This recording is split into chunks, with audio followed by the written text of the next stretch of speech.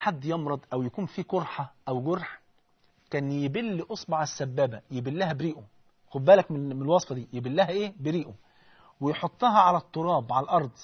خد بالك، يحطها إيه؟ على التراب، يبل ريقه ويحطها على التراب على الأرض، ويحط صباعه دوت وهو محمل ببعض التراب على مكان الجرح أو الألم أو القرحة، ويقول بسم الله.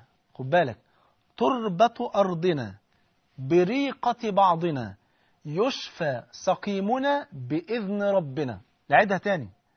النبي كان يبل السبابة بريقه ويحطها على التراب على الأرض، حديث في البخاري ومسلم. خد بالك، ويحطها على الأرض، هتعمل إيه؟ هتجمع شوية تراب ويحطها على مكان الألم أو الجرح أو القرحة أو المكان اللي موجود فيه جرح. واخد بالك، ويقول إيه؟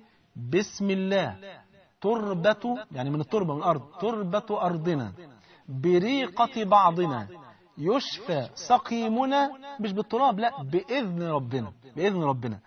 إيه معنى الكلام دوت؟ الشيخ ابن عثيمين رحمه الله رحمة واسعة قال لك أصل التراب طهور، وجعلت لي الأرض مسجدا وطهورا. التراب طهور والمؤمن طهور، فيجتمع الطهوران مع قوة التوكل على الله، يحدث الشفاء بإذن الله. عرفت بقى الموضوع عامل إزاي؟ سبحان الملك. اوعى تنسى الوصفة الجميلة دي.